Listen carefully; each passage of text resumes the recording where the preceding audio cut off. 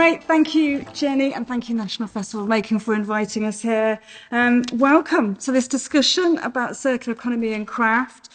We've got a great range of contributors today, which I will introduce to you just after we hear from Andrew Morley from the Ellen MacArthur Foundation, who's going to kick us off today. My name is Andrew Morley. I'm the Chair of the Crafts Council in the UK and also the Chief Executive Officer of the Ellen MacArthur Foundation, which was established in 2010 to help develop and promote the idea of the circular economy. And I want to welcome you here today to the Festival of Making and to this conversation around the role of the circular economy in crafts and fashion and textiles, and hope that you find the conversation stimulating and inspiring.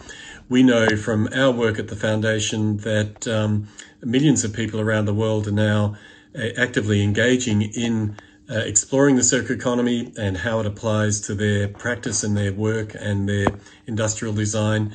And it's an idea that has taken off because it has, I think, a compelling core set of principles. The first one being, by design, we want to eliminate waste and pollution.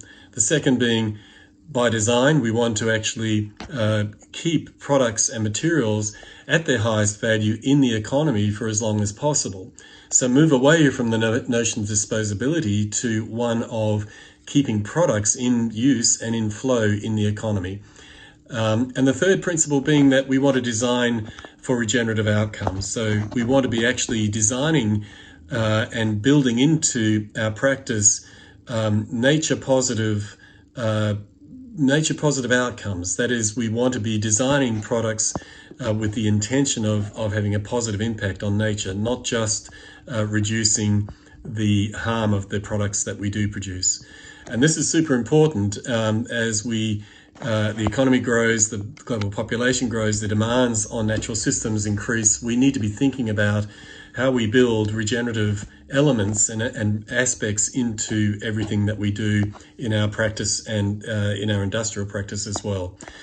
Crafts and fashion have a critical role to play, I believe, in helping to educate and to connect with people with these ideas. Not only is it important for practitioners to think about how you can apply these principles in your daily practice, but also just to think of the role that you have as craftspeople and designers and makers in actually helping other people understand the provenance of materials, the processes that go into making materials, and also how objects and materials and clothing and products can be kept in use for longer. They can be repaired, upgraded, resold, remanufactured, but essentially be valued as objects over a much longer period of time. Again, getting away from the notion of disposability, which has become somewhat of a default. So I hope that the discussions today are stimulating, and that if you are interested in finding out more, that you can go to the Ellen MacArthur Foundation websites. There's loads of resources there for you to draw down on. And in my role with the Crafts Council and the team at the Crafts Council, I very much look forward to continuing this discussion over the months and years to come, and to supporting you as makers and creators, and to exploring ways in which we can contribute, support and promote creative endeavour together, and doing that in a way that actually is aligned with the principles of the circular economy. So thank you, and I hope you enjoy your day. Great. I think it's about time we can introduce you to our panellists. So I'm going to start with Mark.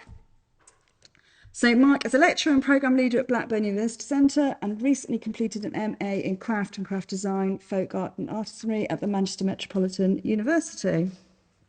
Rosy, OBE, is the Executive Director of the Crafts Council. She spent her early career as a visual art curator before taking on senior roles, including Cultural Strategy Manager, responsible for the Mayor of London's first cultural strategy, and has been President of the World Crafts Council International. Tom comes from an educational electronics background and was part of the team that created Codebug, a popular child-friendly electronic development board. He was lab manager at the Making Rooms until 2021, when he was appointed as director. Victoria is a glass artist and consultant and has exhibited nationally, including at the prestigious British Glass Biennial in Stourbridge, Broadhouse Glass Museum and the Coming New Glass Review. She is also the North West Craft Network coordinator.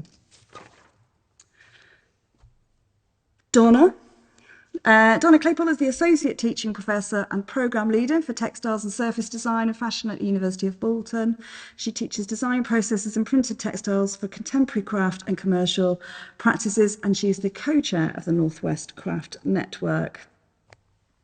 Helen is a project coordinator at Sustainable Arts in Leeds. SAIL is a network of organisations and individuals in the creative and cultural sector who have come together to act on the climate emergency. Jenna is a head of school and creative digital and community at Blackburn University Centre, where she previously held programme lead and assistant head of school roles.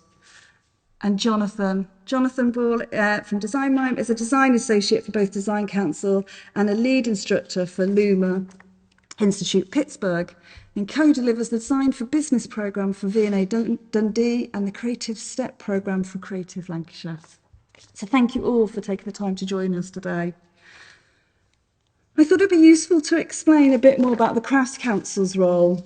So the Crafts Council is a national organisation with a wide-ranging brief and a broad set of audiences and stakeholders. We've been championing craft for 50 years. Our staff of 40 deliver activity through our gallery and collection, content, business skills support and events, learning and participation, and research and policy. We are committed to minimising the environmental impact of our work and promote the importance of environmental responsibility to our communities. Our 2020 Market for Craft report clearly identifies that ethical making and sustainability is important to makers and consumers. And I thought I'd share some of the key findings. It found that locally produced objects are more important to consumers than ethical and sustainably produced objects. It found that younger people, so those aged between 16 and 34, place more emphasis on ethical, sustainable produced objects than other age groups. The use of sustainable raw materials and ethical supply chains are most important to makers. And for makers, local sourcing of raw materials presents more challenges, is likely to depend more on supplier availability. Jewellers appear to attach a lower importance to ethical and sustainable supply chains, and glassmakers attach a lower importance to using sustainable raw materials. Furniture makers and those using wood and willow, as well as textile makers, were disproportionately high in the extremely important category. This report is all on the Crafts Council's website, and you can find a lot more information there. It's backed up what we found in the Market for Craft by we do an annual makers' needs survey, and in the 2021 survey we found that 85% of makers were seeking advice and guidance on becoming more environmentally sustainability in business, and with the majority of those respondents indicating that environmental considerations are really important to them. So our ambition then is for the crafts, as a craft sector lead, is to promote sustainability and regenerative circular economy approaches and support makers in their practice and promotion to the public. There's already been huge progress in this, and there are still ambitious targets that we need to set. And the Crafts Council has set 3 tiers of activity. We obviously want to keep monitoring and reducing our own environmental impact. We want to help makers and craft businesses reduce their environmental impact and supporting those who want to do more and championing and celebrating the good practice that already exists. And then that third tier is the promoting the role craft practices can have on society's ability to become more sustainable.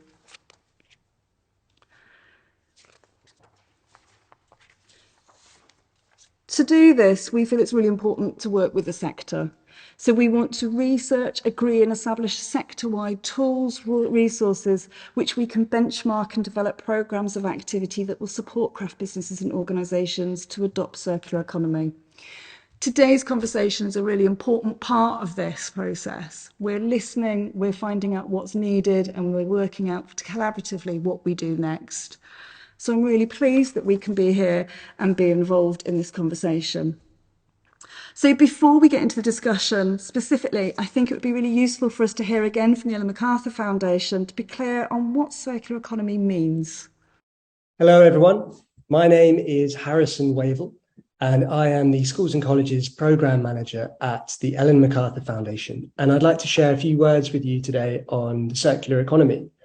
So I like to think of it in very simple terms as a new way to design, make, and use things. Now, we all know where we are today. We live in a linear economy where we take resources out of the ground, we make stuff out of those resources, and after a short use, they end up as waste, either going to landfill or being incinerated.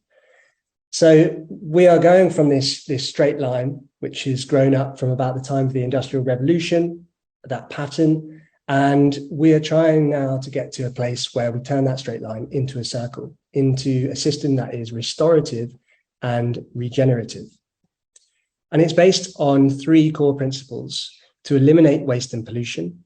And that means eliminate waste and pollution by radical redesign. So addressing this problem of waste and pollution at the source rather than looking at the symptoms, keeping products and materials in use for as long as possible, and to regenerate nature. This means, how do we give back what we've taken? Or how do we, instead of just thinking of it being 100% less bad, how can we actually be good? How can we restore the health of our soils and restore biodiversity rather than just minimize the damage that we're doing? So some examples. This is a company called Ecovative, who are a great example of waste from one industry becoming food for another. That lovely thing that we see in nature, where waste always becomes food for something else. So this company takes agricultural waste, they seed it with a fungus called mycelium, and then they can grow it and form it into any mold, any shape they choose, as you can see with the headline here. But this is a 100% non-toxic alternative to styrofoam packaging. So this is a really incredible innovation. Next one is Gerard Street Headphones, a Dutch company who create fully modular headphones that are very easy to disassemble. All of the components and materials can be taken apart by hand. They can be easily recovered and looped into new headphones at the end of life. So they also offer these on a subscription service. So anytime there's an upgrade in the technology or they break, you can send them back to the company. They'll either repair them or send you out the latest model. And you're not stuck with a pair of headphones that are faulty or are out of date. Because of the subscription, you can just keep on returning and returning.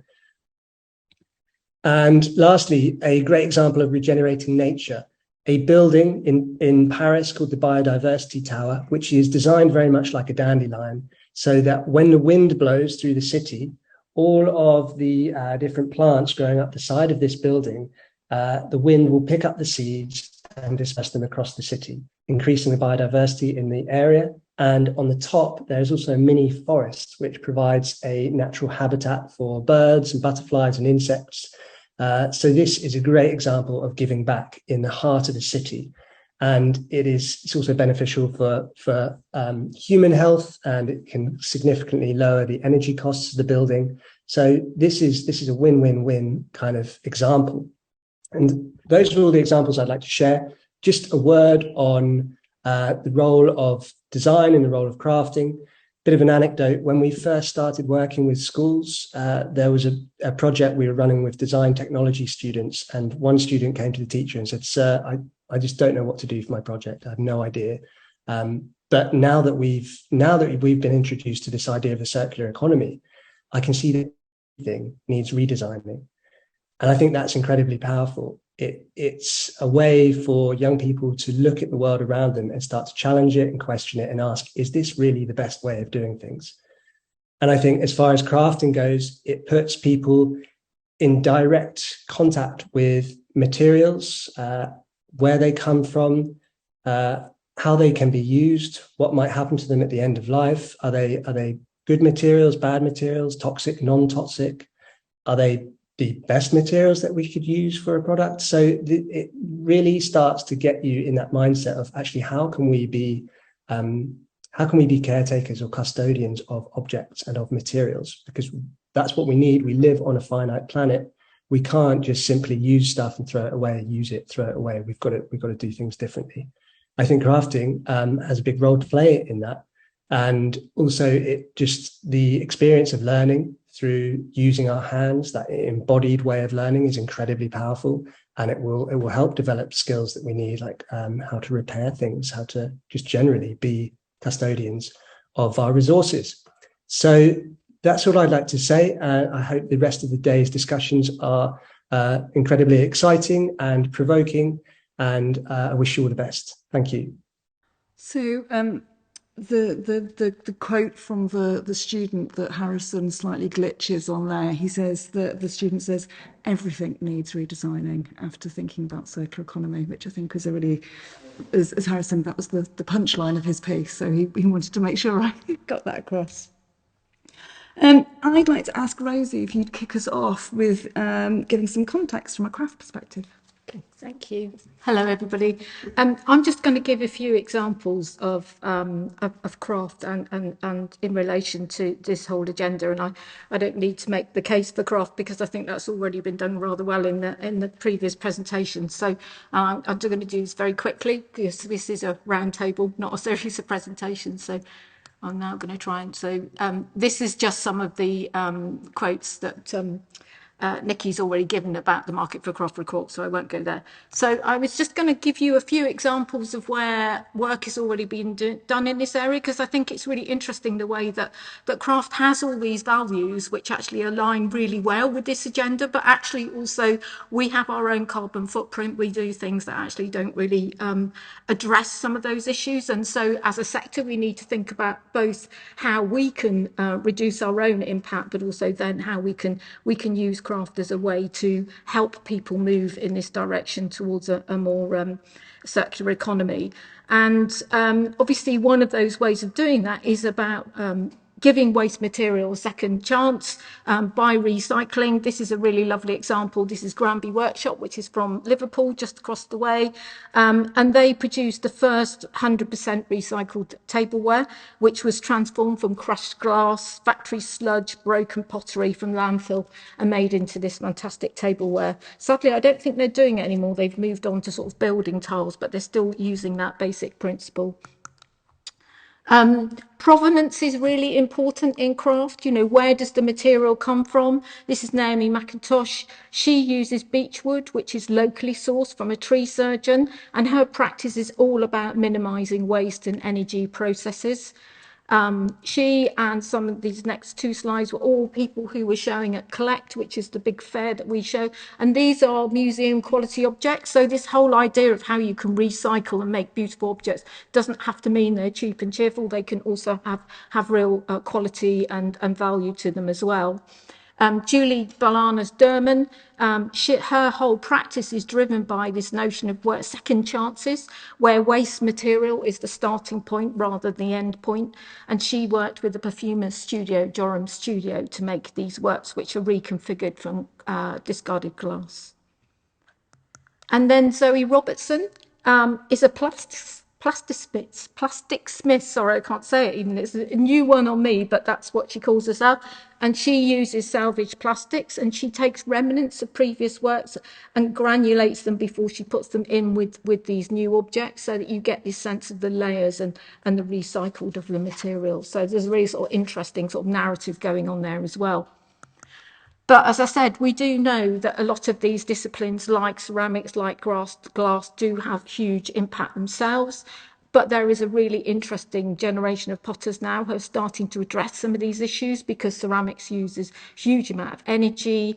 Glazes are not renewable. They can often include pollutants and so forth. So turning that round into a positive, Studio thus that have taken waste from the alumina industry. It's called bauxite residue, or red mud, it's often known as. And they've used that to treat it to make glaze and tableware. So it's a really interesting thing about actually you're eating off of something which was originally a pollutant but is now being reused in a different way. And I love this example. This is urine, which is obviously considered as waste, but can be really versatile.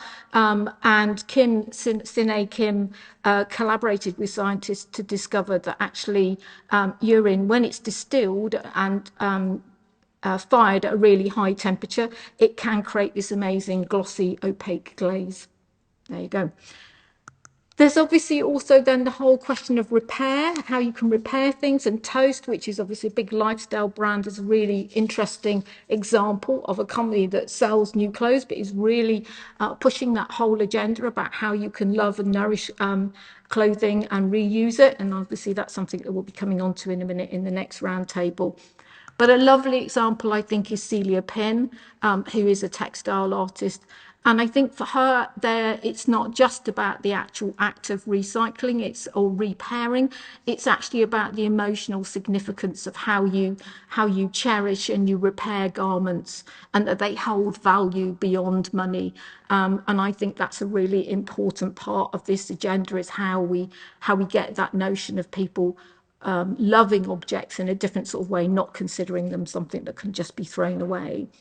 And that, I think, brings you to that whole question of messaging, how you can use craft as a mechanism for messaging some of these issues. This is Canary Craftivists, which is Sarah Corbett, which was a whole project that was done leading up to COP26. Sorry, not 26, 21, wasn't it? Yeah. No, it was called 26, wasn't it? Yes, that's right. Sorry. Confusing my years here. And people were making yellow canaries all around the country, but there was a particular example of where 3 generations of family, all of different political perspectives, came together to make these because they really cared about the environment. So that act of making became the sort of glue between those people. Craft does have that sort of notion of longevity, but also it being indestructible is not necessarily a good thing. This is an example from northeast India, where a design studio, Thistlethwaite, worked with craftsmen to refashion these really beautiful black earthenware pottery, which is made of local stone and river clay, and it's burnished in a way which avoids those chemical coatings. So it's made from a single material that can go basically be returned back to the earth again. And again, that longevity, you obviously have all these amazing traditional craft processes. How can those be used in this context? Craft processes are often very much in time with local nature, with the processes of that particular community. Gaining Ground was a really important project that we worked on with the British Council, which was about how you pass on that heritage craft. And this is a lovely example of broom makers in Western Java who use bark fibres from the local palm tree. And by the harvesting methods that they use, this is a method that's been passed down from generation to generation. But what it does is allow particular insects to use those trees, and the ecological balance that comes from that actually sustains that material. So you have this beautiful mechanism where you're harvesting, but you're also sustaining the local ecosystem. Fernando Lapos in southwest Mexico came from that area. His village had been hit by high-yield genetically modified corn. So he worked with the local villagers to create this beautiful wood-like veneer made from husks of the heirloom corn. And he now sustains a whole village through this process. And there's some fantastic examples of where makers are using food and waste materials in this way. But also craft comes from the natural world. This is Kasahuti Takadoi. He is a gardener, and what he grows his own materials and makes these very, very beautiful sculptures. So again, you know, how you can take these different mechanisms and bring them together to make objects.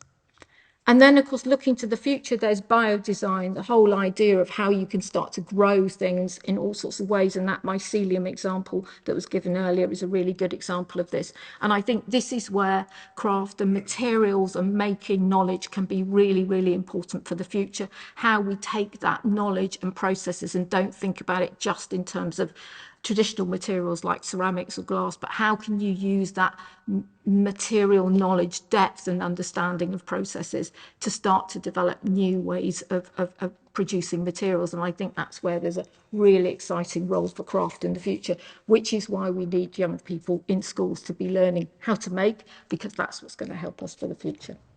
Thank you. Thanks, Rosy.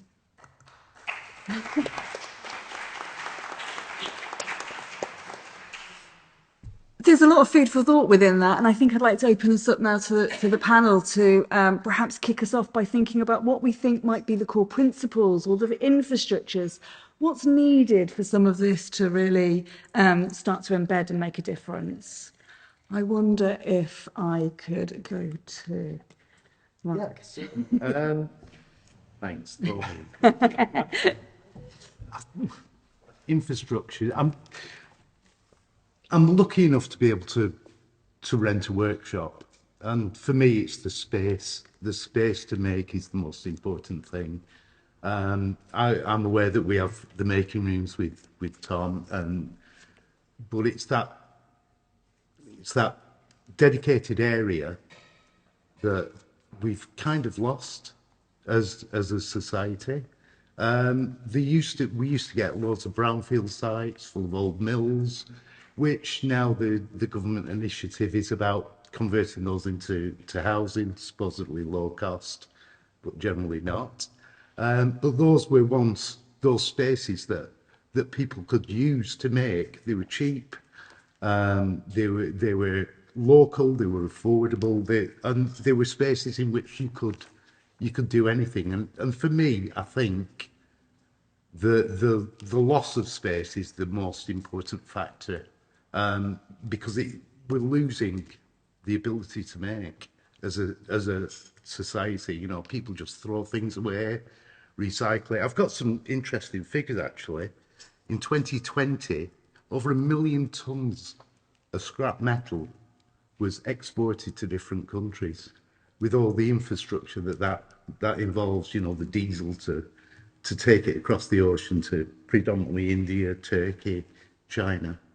And that scrap metal could easily have been smelted and remade into something here, or, you know, just let me have it because I'm weld. So, but without that space, I think people don't have the ability to craft, just to kick things off, if that's all right. Yeah, I think, and Victoria, as a maker, then how do your reaction? Well, really interesting reaction, because I work from home, you see, and like you, I tried studios, but they've slowly been turned into houses, and so I retreated into my garage. But you know, I posted a post on Instagram 1 January. It was -2 outside. I had a hot water bottle down my trousers, and that got so much engagement. You know, a lot of us are working in dirty, cold, uninsulated spaces. I now know, because I'm on I'm at home, so we're on a green energy tariff, but you know, everything goes through the same thing. It's not separate.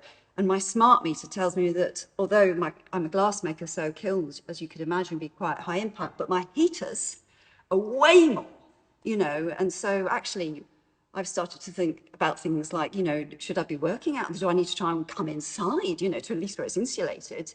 And I don't really have the capacity to change my garage right now. So I wonder if a question is, how can, you know, these old spaces, in many of the studios, you know, these semi-derelict, to be honest, that I worked with, they were appalling from an environmental perspective. You know, there's no insulation, there are holes in the windows. So it might be interesting to think for the future about what kinds of spaces we need that are really great from an environmental perspective. Because also the great thing about collective spaces is you can learn from each other. If we're all in our garages, then that person who has the great idea, who has the initiative to go out and do something fantastic, then you know, I don't hear from them because they're in their garage somewhere. It's also about skill sharing.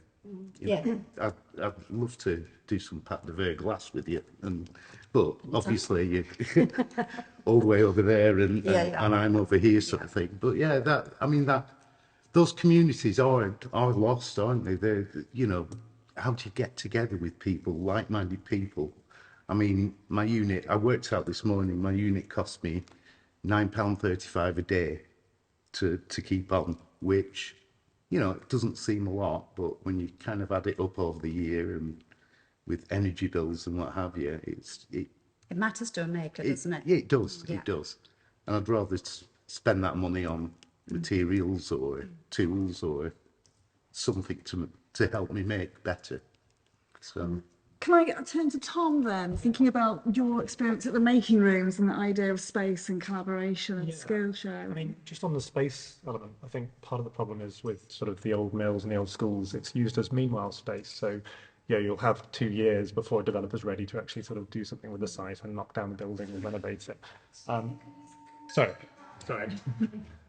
Yeah, so it's sort of these spaces, these schools and these mills, they're used as meanwhile space. So they're sort of only, artists are typically there for sort of a couple of years, and then they have to sort of move on and typically sort of further and further away from the centre of the city, which then makes it sort of harder to travel. But I think that's why these spaces aren't sort of insulated, and there's no sort of real work done to them to make them environmentally friendly or even safe in some cases.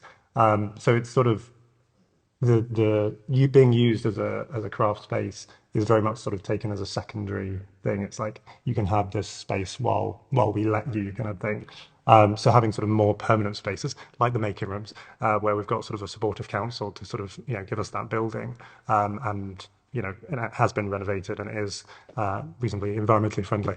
I think is really important, so that it's not just constantly pushed further and further away from the centre. But in terms of the other thing I think we need on top of space is access to equipment as well. So if everyone's sort of wanting to be multidisciplinary or have sort of a number of machines to make high quality products, having sort of a system where, like in a makerspace, where you've got machines that are available to everyone. Everyone has their own studios, but they can use them collectively, I think is really important. And that goes for sort of the circular economy side of things as well. So we've just had some funding for making some precious plastic machines. So precious plastics come from, they're based in Portugal. It's a volunteer team of 40 people. They've designed over 4 versions over 10 years, these recycling machines that people can shred plastic, injection mold it, or turn it into whatever they want. But they've done all the hard work in prototyping that, and then it's just a case of spaces being able to have the funding to make those and then give access, instead of every maker having their own set of kit and sort of the environmental impact of that as well. So I think that's an important element, isn't it? If we think beyond the spaces, it's that connections that we can start to use and that knowledge and experimenting that others are doing that you can start to build off. I wonder if anybody had thoughts about what principles or infrastructures those sort of elements would be useful to have. Yeah. Can you hear me okay? So if I give a little bit of context about SAIL and who we are, because listening to you all, it's fascinating to hear you talk about that need for connection. So SAIL, we're a network of organisations and individuals and students across the creative and cultural sector based in Leeds who work collaboratively to share sustainability best practice. So we pool that knowledge and that need to talk to other people and that need to share best practice in SAIL across these multiple different organisations. So we've now got 220 members. We're sort of reaching saturation point. We're a relatively new organisation, but we feel like we've kind of nearly got everyone in Leeds, which is really exciting. And we work, as I mentioned, to share that best practice as a network. So that's partially some of the infrastructure that we might need. But also, I joined SAIL off the back of doing an MSc degree in sustainability. And I joined SAIL doing a circularity research project. So we researched all of our members and we said to them, what do you need? What infrastructure do you need? And they came back with some fascinating ideas, which was really, really helpful for our development as an organisation. And it's a mixture of both practical solutions and actual knowledge sharing. So as I mentioned, SAIL, we're relatively new and young. We're very much doing that knowledge sharing at the moment. In the future, we'd really like to get onto those more practical solutions. So the knowledge sharing looks like training. So we offer carbon literacy training already, workshops and events, different working groups looking at specific themes. So different areas of circularity, because it is a very complex subject. And then real practical solutions, so storage. Storage is a premium in the arts sector. We don't have much money, so if we can get some storage and pull that together and share it as a network of organisations where we all have the same storage unit, that would be amazing. There's things like, obviously there's existing solutions such as free cycle, but if we can get a free cycle for the arts so that we're sharing across arts organisations who collectively don't have much money, so we're sharing it in a pool where we're all helping each other, that's another element that's potentially really, really helpful. there's lots of different ways practically that we can work together collaboratively, I think. So it's about building those networks, I think, initially, building up the knowledge and the understanding, because that's part of it. Is we need to get to that understanding across the sector of knowing actually what is circularity and how does it work, and then building in those practical solutions so that we've got this whole roadmap of how we can get there. But it starts with that communication and that network, so it's exciting to see you talk about how we can actually work together. Yeah. Just thinking about knowledging and sharing, I just wondered if your world that you're in has thoughts. Yeah, so lots of my work is in the field of design thinking and the use of design tools and techniques to help frame and solve problems using possibly all of the sort of codification of all the ways we might work and being able to use it in lots of different domains.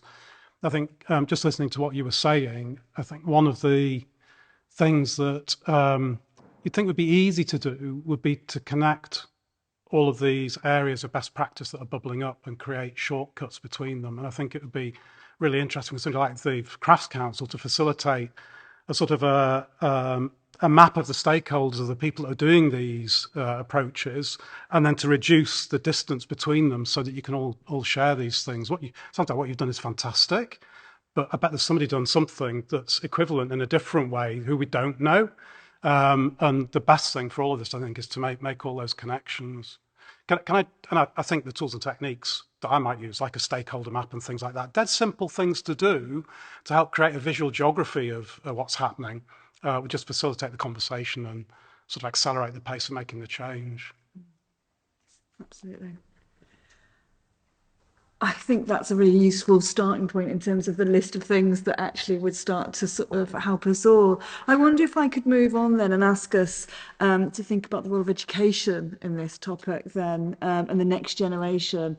And we've obviously got Donna and Jenna here, so I wonder if I could ask you guys your thoughts on what we can do more there. I think it's interesting in education that obviously you've had connections with industry as well as thinking about craft makers. So we've been able to bounce off what our colleagues in industry are doing through using waste material, and also where their waste goes and how we can use it innovatively and imaginatively. And that is used through both our fashion and textile courses, and also using materials innovatively.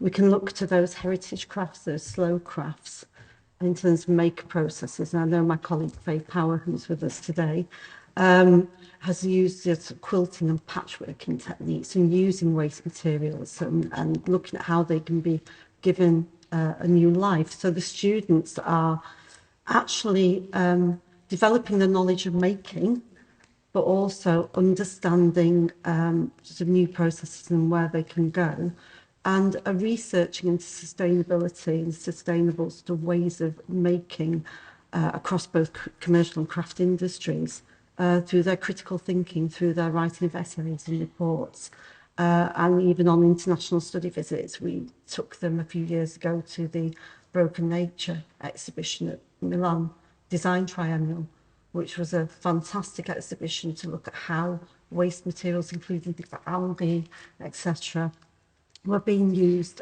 from both commercial and craft industry. So I think the synergy, this sharing of ideas, can go beyond craft to look at commercial industries and how we can learn from them as well. Thanks. So Jenna, do you want to do Yeah, thanks. So my background is in design, and at the start, the core principles all had design in them. And I do believe that design is the answer.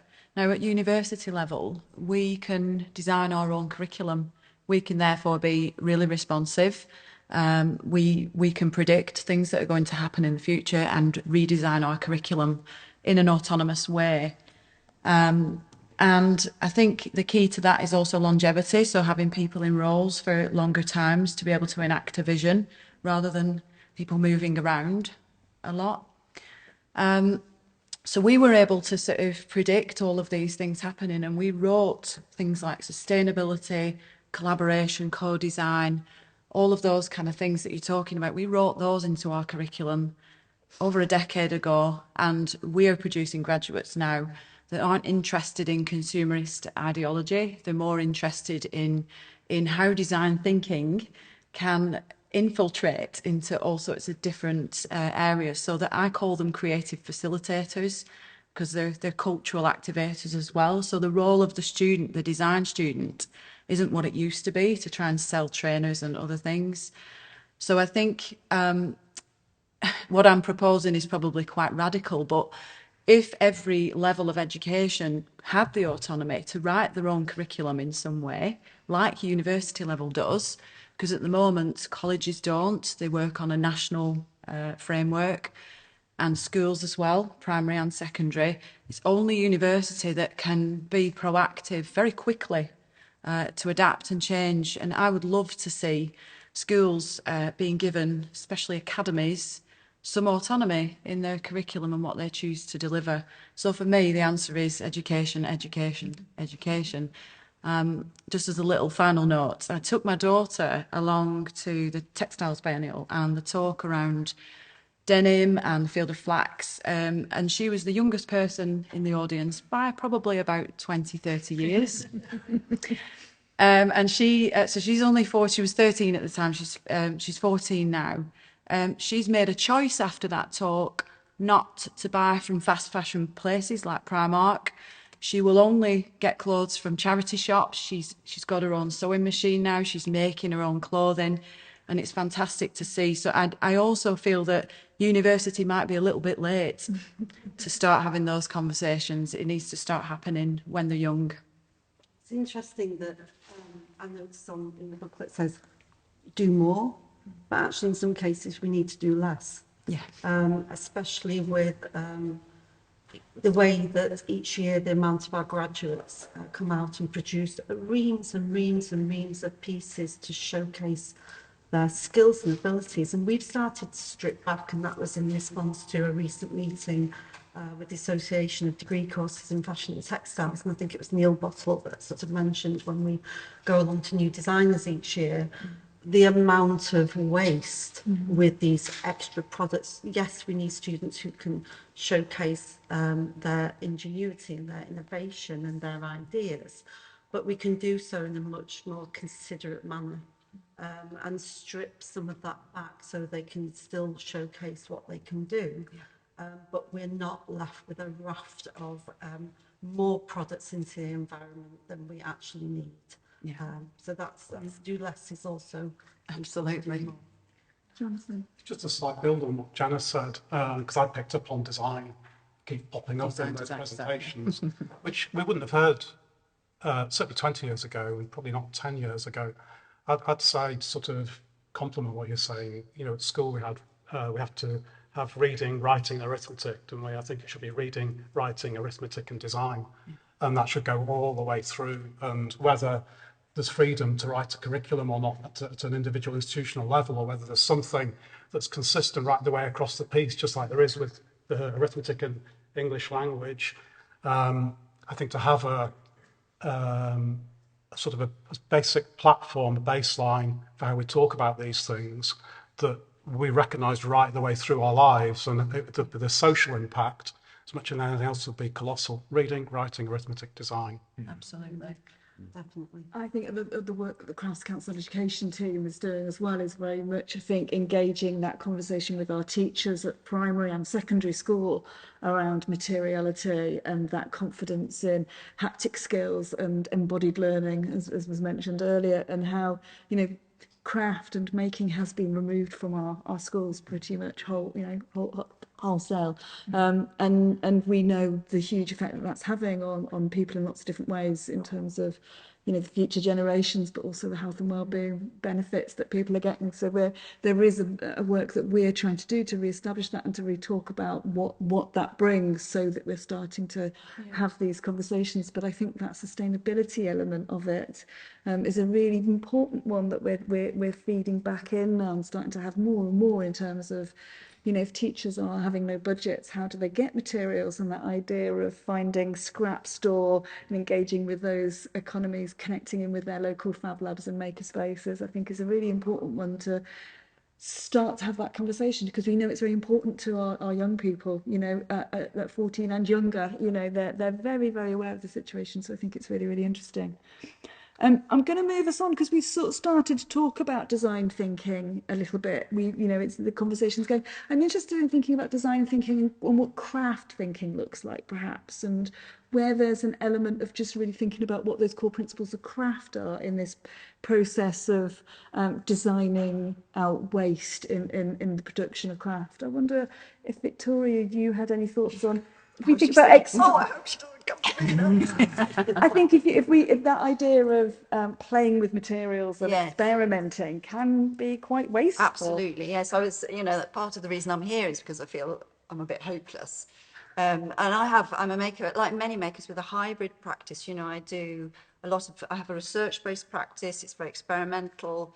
I try different techniques, obviously within glass, sort of slightly different materials. So it's you know, a manufacturing process will be way more efficient, you know. And so I do feel that it's really hard. You know, it's almost like perhaps the answer is to do something completely different, because it's quite hard to see how to make that work. It's samples, you know, lots of samples produced, that sort of stuff. So in terms of designing out, I think, I think access to it is quite hard because the process is quite experimental, but I wonder if you can look at materials and scrap stores, things like that, you know, so that at least the stuff you're using is not new. I mean, glass is eminently recyclable, though, isn't it? You know? It isn't really, though. Is it not? Well, it is. It is in the manufacturing processes, yeah. And you know, some people work with glass that they've recycled, but that is a particular aesthetic. Right. So if you want to do that, that's fantastic. But there's a lot of glass makers don't. You know, they want to, you know, shiny glass. You know, and there's a little bit of that in me, if I'm honest. Yeah. And so at the moment, I think, you know, really, we have very few places we could get the glass, and you can recycle to some degree, but large-scale recycling of the stuff that people are making in their studios is really difficult. So something around that kind of thing, but that's not design. I suppose if your design is using less virgin materials, then it is design thinking, isn't it? So you know, maybe borrowing some of industry knowledge to apply to these sort of studio-based practices. Many makers have a hybrid practice, you know, that isn't really very commercial, don't have a lot of pressure to be really, really efficient in terms of the kind of efficiency of the process. You know, a lot of makers do it partly for pleasure. I mean, and when we get examples, we get all these fantastic little businesses that are really commercial, and well, maybe they're not. I should know better than to think that a video means it's commercial, but they do look very impressive. They've done the thinking, but I think information that we can relate to as these inefficient makers working with hybrid practices, you know, so it's like somebody who's a little bit more of a mess in the examples, who's doing something fantastic. That journey. You know, rather than somebody who looks like it's already got it sorted, you know, which it's very impressive, but I can't relate to it. I wonder though whether, you know, if you think about the sort of history of craft and design and how, you know, craft and design were the one and the same thing, and then you got the Industrial Revolution and they sort of separated out, and now we have makers work in these sorts of small ways, and you know, there's small businesses selling sort of small batch production and so forth, and I think, and I suppose that's sort of where I was trying to sort of point the direction at the end of what I was talking about earlier on, is actually, you know, maybe the notion of a maker or a craftsperson will change in quite a significant way going forward, and that isn't what will happen, because I think, you know, the sector is very much sort of, we think about it in terms of it's ceramics, it's silversmithing, it's, you know, it's discipline or process specific, and I think a lot of those examples I gave, you know, are people who are using materials in different ways or developing new materials. And I think that's where it's exciting, because I think, you know, you could, if we really fixed the education system, you could have young people coming out being makers, but actually they're making out of all sorts of amazing materials, and those are materials and ways of doing things which actually sustain a circular economy are not at odds. But actually that's a sort of generational thing. I totally get that, but it seems to me that that's potentially where craft could be really exciting. I think the other way it could be really exciting is the idea that actually, the notion of the local, and of having a sort of a more balanced lifestyle of making, but not actually always scaling up. There's a whole piece there, and it seems to me that we're reaching a point in the world where climate emergency is coming at us really fast, and I think everyone's beginning to realise this is actually much more serious than what we thought it was, and that moment will shift, and that actually maybe that's what's going to happen, is that actually things will be very different, and craft will look very different in 50 years from what it does now, and that's what we should be thinking about, is what does that future look like, not do we sustain, sorry I know do we sustain people making glass in the way they do now? Do we think about how we prepare the sector and education for that bigger piece? Sorry, that's my little speech. Yeah, that's great. Can I just quickly jump in? Yeah. I think it'd be really easy to do some experiments, though, to try those ideas out now. I think you could, get groups of people together that were in the networks and just run the same approach with 2 or 3 or 4 or 5 groups, and then just compare where people have got to with the thinking you've just talked about. I think, you don't need to wait, do you? You could stimulate it now and have a look at it. Yeah, no, absolutely. Yeah. And I think that, the other bit of it, I think, is that, it's not just within the sector, is it? It's about, like, it's really interesting how the Festival Baking here in Blackburn is the local authority and all of these different organisations coming together. And actually that's part of the circular economy as well, isn't it? It's about how you create those networks. And I suppose that is what you're doing, but it's not just within arts organisations, it's how they're connected to the local authority and all of these other agencies and organisations. So you actually have everyone working collectively together. And I think as a sector, we're not always so, well, I was going to say we're not always so good. I don't think that's fair, actually. I think it's not always easy to engage in those bigger agendas, even though we should be there, because craft tends to be thought of as being a little bit, well, that's nice making, we don't need that. And I think that's the other bit of it, is how we try and bring all those other different people together, and education, all of that, in a single approach. I think you're right. I think that notion of craft is changing. We're seeing that change. I think the reports are starting to show that. I think the projects that we're working in definitely need to demonstrate that we need to think much widely about who we work with, who our collaborators are, our partners are. So I suppose the question is, what can we learn from other sectors and how do we better collaborate with them? And Helen, do you want to tell us a bit more perhaps about where you might have some interesting examples of that? Yeah, absolutely. As SAIL, we're sort of, as I mentioned, we're very young and quite new, but we actually stole the idea from GMAST, so the Greater Manchester Arts Sustainability Team. We thought that looks brilliant, let's just steal it and do it in Leeds instead.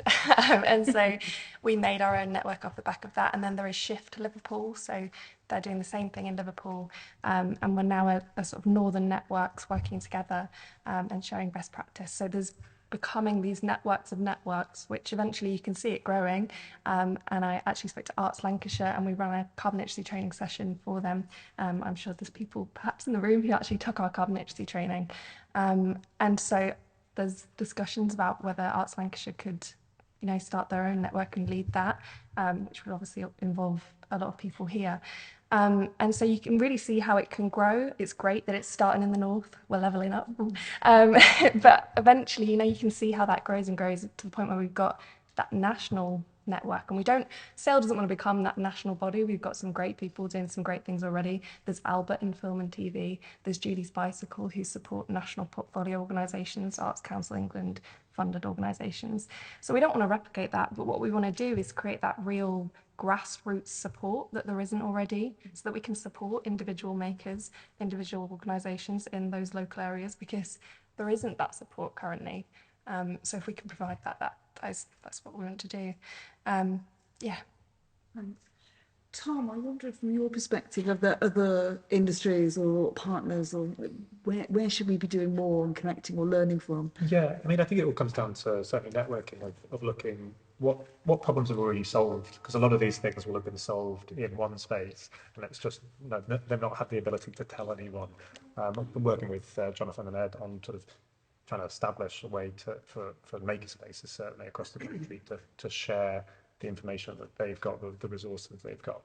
And certainly in terms of this conversation, the best practices of should I, if I'm going to recycle this in this process, is this going to be infinitely recyclable, or is the next recycle sort of the last one, and therefore I probably shouldn't do it.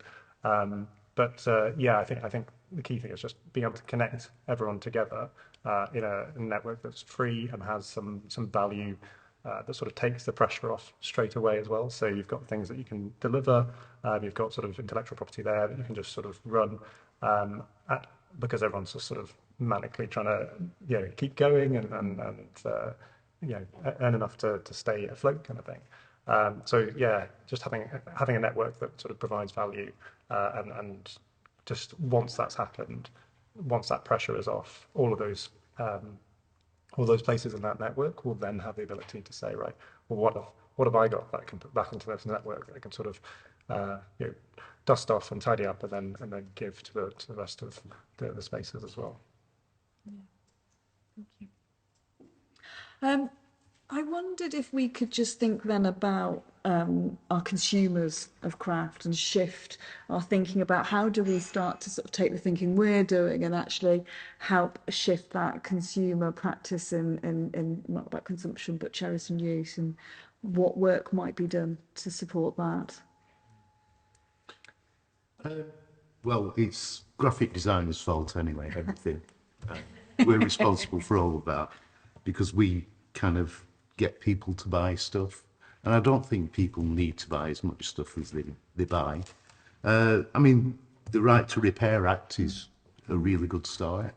But I think it's about looking at potential alternative uses for products, even components of products.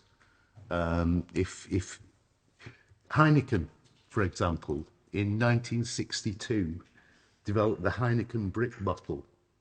And it was a bottle which was square, which tessellated into each other, and you could use it to construct brick Heineken windows.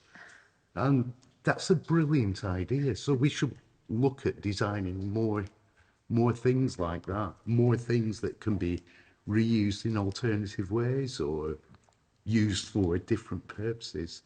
And that's what I'm kind of really interested in doing at the moment in my Saturdays in my workshop sort of thing. It's like, what can I do with this? It's it and it's metal, but I think there should be more of that. And, working education as well. That's what we're trying to encourage our students to do, look at things and go, what else could it be? It's not just about kind of bad product design or design for obsolescence. You can reuse pretty much anything. And I'm forever with my head in a skip going, I can use this. Yeah. So more skip diving as well, please. That'd be good.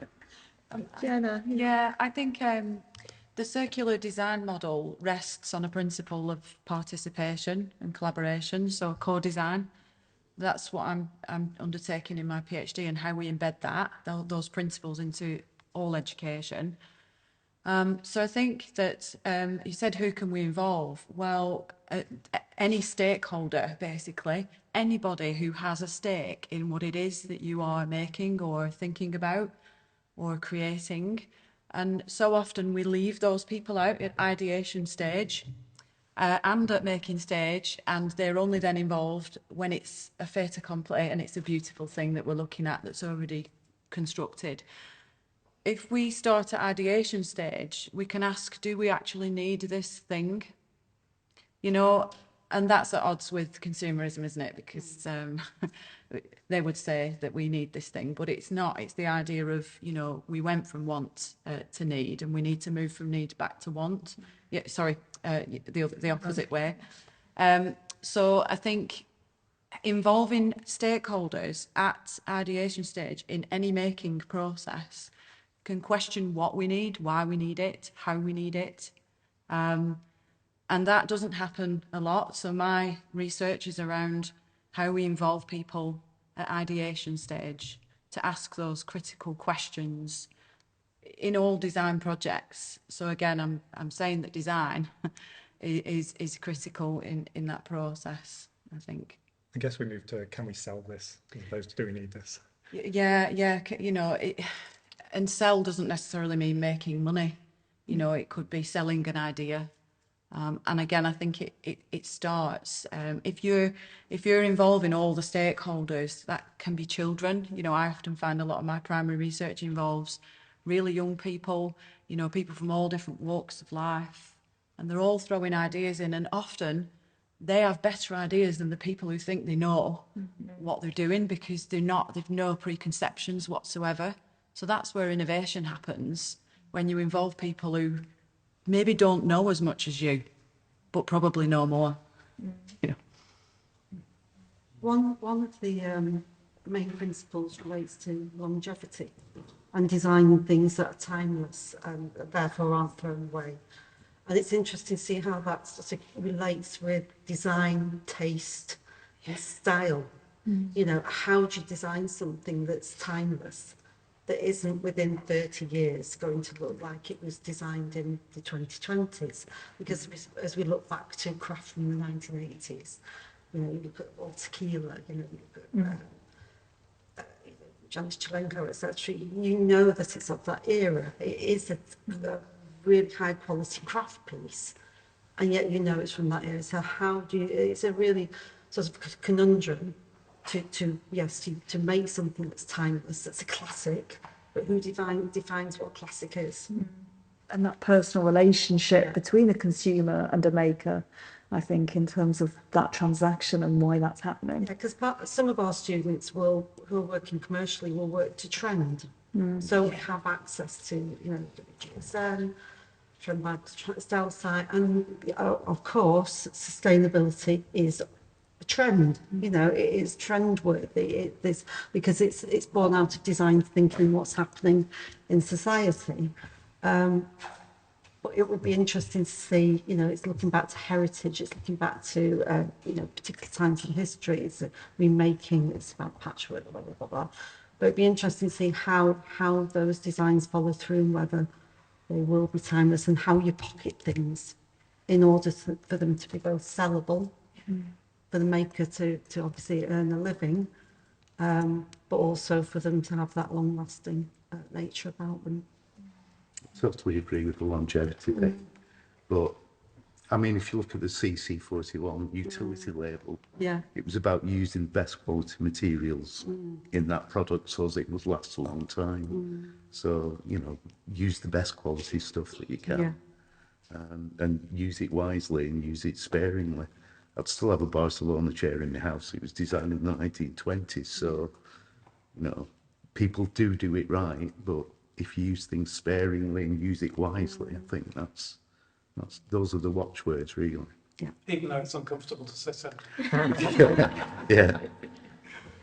I was just going to say, sorry. No, you can. I was just going to say, building on what you were saying, I think this is difficult. I find myself saying this a lot in my work, with all sorts of different organisations. You've got to change the way you tell your story to the different audiences that you're trying to influence. So there's something interesting about this conversation about starting with younger people, and we talked about how you can sort of wrap the issues around the circular economy and design and craft into education right the way through and beyond. But there's a whole body of other people that are just not tuned into it at all. Other people my age, look at all this white hair. You know, I know if I was to talk about some of the things we're talking about today in the pub with some of my peers, they just wouldn't be tuned into it at all. And whether we like it or not, we've probably got to change the story and the way our enthusiasm comes across for different types of age groups or sectors. This language I used with a colleague in some of the work we did at Design Council in the early programs that led to Designing Demand in the early 2000s. Because what we were doing at the time with manufacturing businesses, we were saying to the businesses, you need to understand the points at which people choose and use. And it doesn't have to play to consumerism, this, but the point at which people choose your glass products and how they're going to use them or display them, we need to understand it, and we need to think about how we tell stories to influence people to, that's a possible way, buy into the messages that we're trying to get across. That's a really difficult thing to do. It's not a quick fix, is it? But it's not one size fits all. Mm. And I feel like very often the people we're selling to, quite high value items, are often a little bit older. You know, I know that there's an emerging market, but the reality is for a lot of people in craft fairs, it's a slightly older demographic. And changing the story, so it's something that, I mean, some makers are doing it really well, and the sort of story is, you know, they can use recyclable materials. And once you start telling the story to people, then they could start to look out for that. You know, if you're somebody not offering anything, you know, that has longevity or, you know, recyclability, or, you know, a feeling that they're going to keep it forever, then you look a bit odd next to your neighbour who is doing that sort of stuff. So I think you know, a lot of talk about how to change things from the, you know, from the educational point of view, which is brilliant and absolutely needs to happen. But I would, you know, I think we need to think about, well, how we work with the people we've got as well, who are currently buying craft. And the other thing I think is that sometimes, you know, we talk the talk of longevity because craft is expensive. You know, so the reason it's expensive because it's a one-off piece, will last you a lifetime. But so it's not so expensive then, is it? Well, but it is when you're comparing to someone who isn't offering that story. You know, diamonds and, you know, materials for the jeweler, which are fair trade or sustainable, are much more expensive, and that's great if your consumer wants it. So it's how we can change that story, make it a bit more universal. So it's no longer just one person or one stand in a craft fair, say, but everybody has that story, so that it just becomes a bit more of a, you know, and that's a conversation with consumers, isn't it? I would like to see that happen, really. So I suppose, I wonder how hard we try with all of the breadth of things we've talked about, so under the circular economy. I wonder how hard we try to show people how easy it is to engage with this, to show how easy it is to have something made for oneself, and to have a sort of emotional investment within it, working with the person that's created it. Maybe we don't do enough to explain that and the joy that comes with that. I'm doing 2 projects at the moment, lucky enough to be able to do it. I'm having some shelves made for the alcoves on either side of the fire in one of our rooms, and you know, I could go to IKEA, but because I want it to last the rest of my lifetime, which might not be very long, but the rest of my lifetime, I'm spending an amount that isn't hugely more than IKEA, but I'm going to get something that absolutely is right, and I'll have the joy of working with the person that's making those shelves, and it's a really exciting process. I wonder how many people understand the thrill of that process. I do, because I do it for a job. And we did put some gate posts in at the side of the house. There's clay. I live in Bacup, just up in the Pennines, and there's clay quite close to the surface. And in the same fireplace, I thought, well, I wonder if we could make tiles out of the clay that we've just dug up. So I'm working with a ceramicist and experimenting with how to make the tiles and how we might use the local materials to the house for the glazes. So it's bespoke. It's a fantastic process, and I don't think it's going to be expensive in the sense it's going to cost a fortune, but it's just a joy to do, isn't it? How many people know that? And I suspect we don't make enough of this whole breadth of things that we're talking about to suck people in to think, well, I might not be involved in making the crafts, and I might choose to go and buy something off the shelf, but actually it's only a tiny shift to be able to do something that is just a joy to be involved with. But Jonathan, you mentioned that if it lasts a lifetime, then it's not expensive, but it might not be affordable. So someone who can't afford to think sort of in terms of a lifetime, they can afford sort of something that's going to last them a few years, and then they'll have to buy it again. It will cost them more. Well, that's a fantastic point. But then I think that's where design thinking will come in. What are the models by which we can make it affordable? what are the things that we could do as experiments to just flip to thinking? And I bet there's some really smart things that we could do that would change that. I'm going to, that optimistic note about a challenge to us all here to experiment, to think about storytelling, to do more collaborations, to think about our stakeholders. Everybody is our stakeholder. How we really engage in that process so that collaboration is much more meaningful and embedded.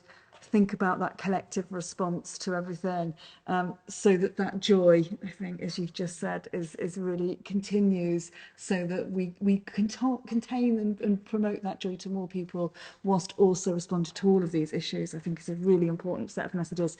I think Rosy and I have probably written the same sort of notes that we are going to go away with and really think about in terms of the Crafts Council's next steps in this conversation. So I want to thank you all for really helping us and be part of this conversation. You'll probably all get emails from us in the next couple of weeks, but thank you all, and thank you for everybody for listening to us. Thank you.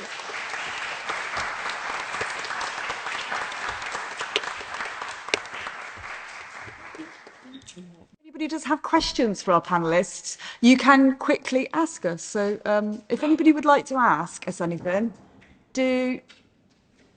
we've clearly, oh, there we go, yeah. I'm Laurie Peake, and fascinating discussion. And I don't have a question. I have a quandary in my head about really, I think, something that Rosy touched on. I went to the Collect Fair, accidentally actually, this year,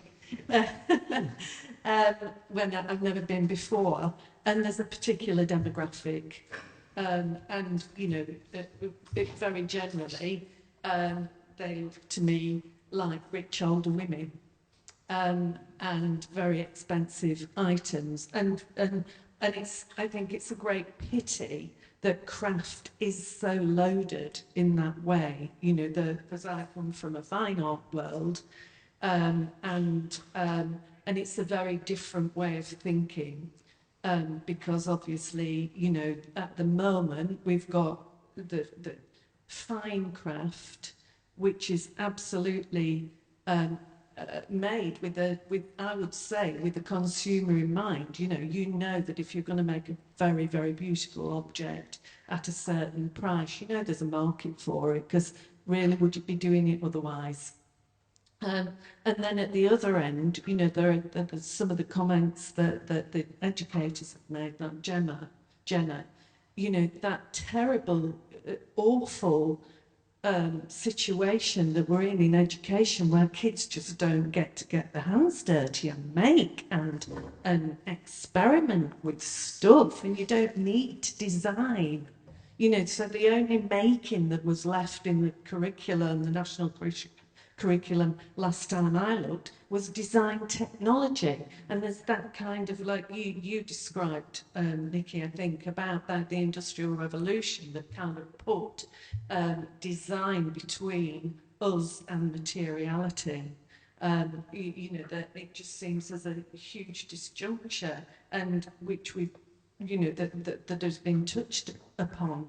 So I suppose to come to a question, you know, can we ever come to a point where we have that natural physical affinity with the material, and looking at it and to say, what can I do with this that will fulfill a need in my life? You know, going back to prehistoric times, you know, was a flint arrow designed? Yes, it was, but it was absolutely starting with the material that's right in front of you to fulfill a very distinct need. And I suppose finally my question is, will the only thing that will take us back to that point will be the apocalypse? Which feels very, very near at the moment. Yeah, I think that what I would say to that is that actually, yes, Collect is about that very high end, and it is about people who are absolutely at the top of their game and making it an incredible level. But actually, there's a whole continuum beyond that. There are lots of people out there who are knitting, crocheting, sewing, going to pottery classes, making the cake making, you know, nail art, hair art, you know, all of those people are making, fixing their cars, not so much nowadays, but used to, you know, so lots of people are making. But they don't necessarily see it in that way. But I think what we have lost is that sort of fundamental principle that young people should have that opportunity to engage with physical things. And that's the bit that is really lost. I mean, when I was a kid, you know, I used to go up the street and there would be cars on top of bricks, and, you know, everyone would be out fixing their cars, their tellies, everything. And that's why the right to repair is really important, is because we need society to encourage people to do that again. So I don't think it's completely lost, and if anything, I think there has been a bit of a renewal of that. But I think it's really easy to say that when it comes to your point, which is actually saying that from our perspective, whereas actually there are lots of people out there who have no contact with it, they don't know what it means, they're not engaged with it at all. And I guess it is about how we try and expand and broaden the range of people that are engaged. It is the case that there's a real wide demographic of people that engage with craft, much more so than fine art or opera or many of the other publicly funded cultural activities. But nevertheless, I think there's still a huge amount to be done. I mean, hopefully circular economy gives us an opportunity to make making more accessible as well. So, you know, if you can start with a free material or material that you've been paid to remove, and then, you know, have a makerspace where you've got these machines that you've not had to pay for, and everyone can share. I think that does make it sort of very accessible for everyone to get involved, and to sell at, you know, whatever price point. But to Mark's point earlier, in terms of we've forgotten how to make, I'm a little bit optimistic more towards your point in terms of it's a resurgence. I think we're remembering how to make. I consider myself part of the lost generation of computer scientists. So I learned IT in terms of, you know, Excel and presentations and things. And now we've sort of got a resurgence. We've got Raspberry Pi, we've got a microbit, etc.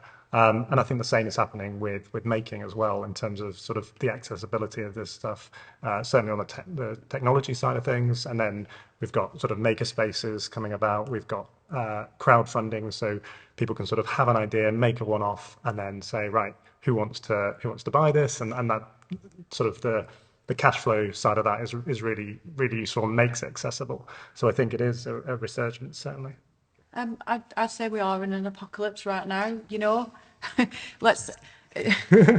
Awful things create innovation. COVID created the ability to have people digitally, you know, it changed the face of the world because we had to.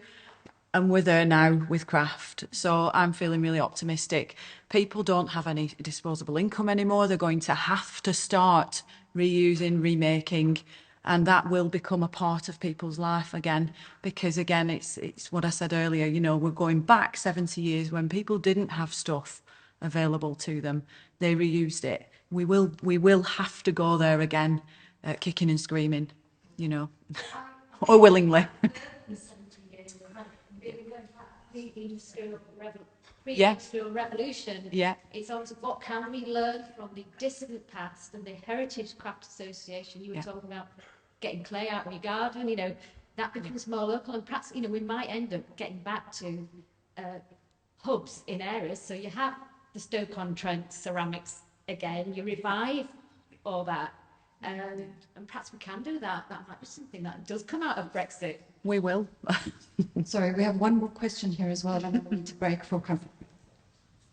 Hi, sorry, I know we're running over time. My name is Ithra Rajgopal, and I'm an independent curator. And I just wanted to make a point about culture and children, particularly coming from non-Western cultures, with parents and grandparents who've settled in this country.